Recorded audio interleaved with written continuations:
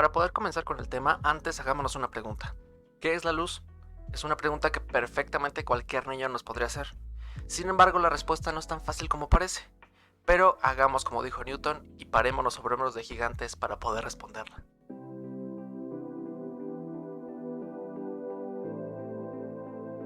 No es ninguna casualidad que hayamos empezado citando a Newton, pues es con él que comienza esta historia.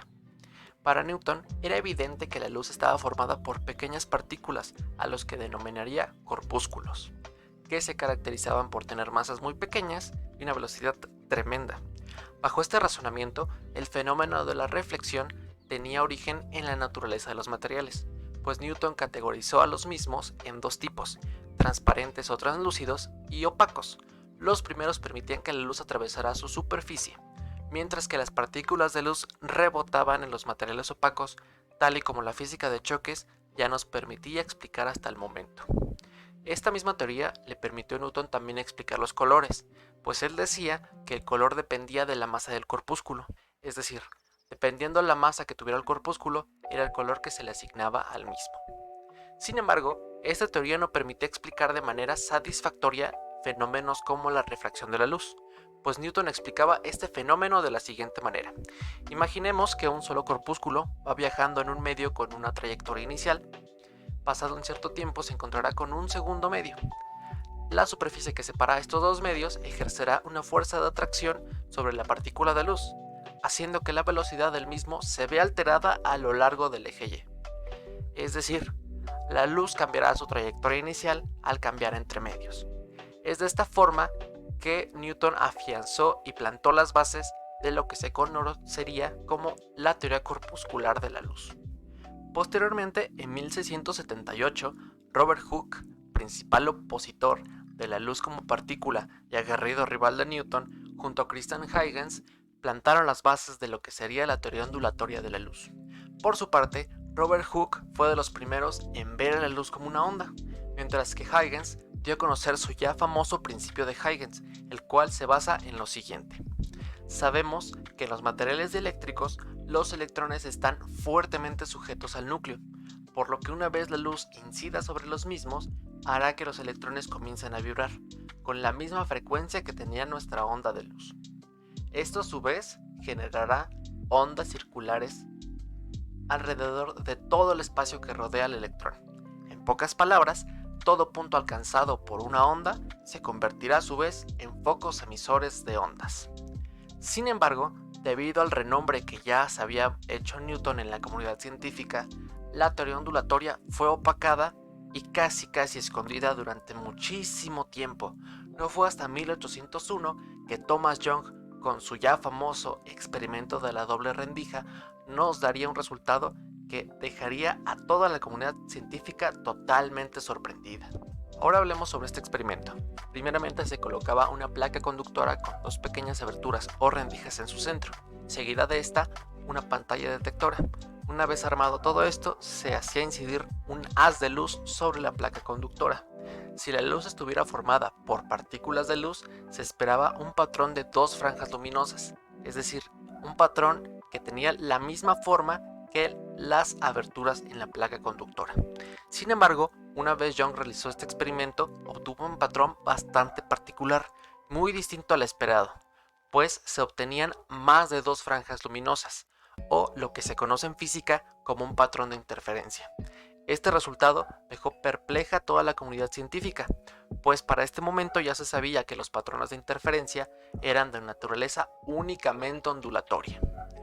Este resultado movió la balanza hacia la teoría ondulatoria.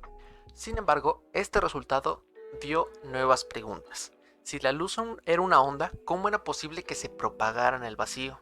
Ya que ya sabíamos que las ondas es necesario de un medio para permitir su propagación.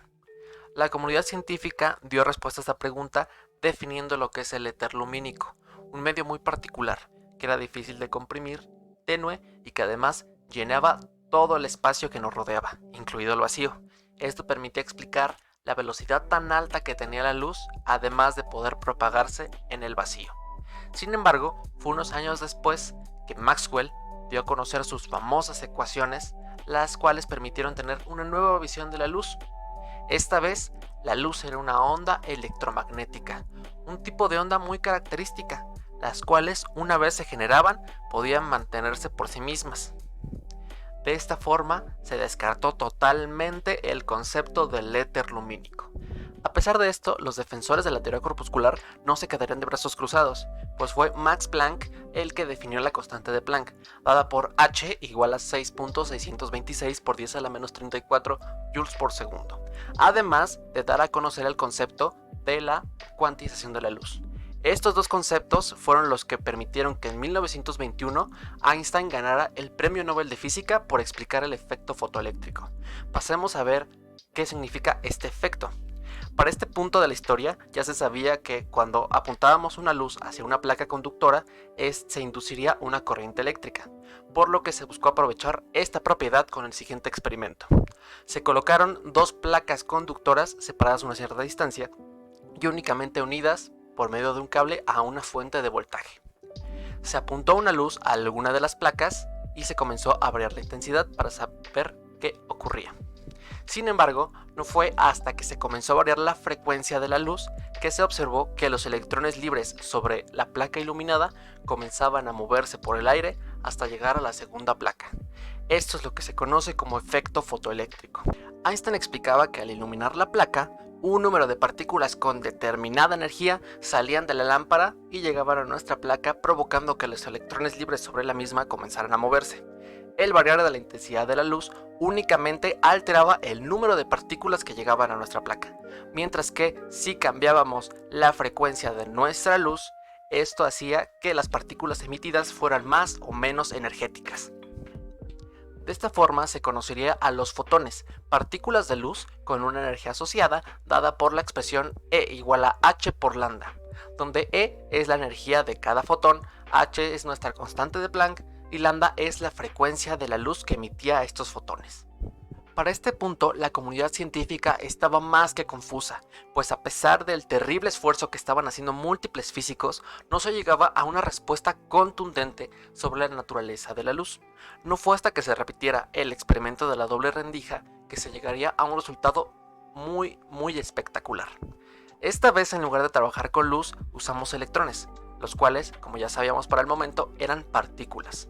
Una vez realizado el experimento, se obtuvo un resultado bastante extraño, pues el resultado esperado era que se obtuvieran dos franjas luminosas, pues los electrones son partículas. Sin embargo, se obtuvo un patrón de interferencia, lo que nos decía, por así decirlo, que los electrones entraban en ambas rendijas exactamente al mismo tiempo y en ninguna a la vez.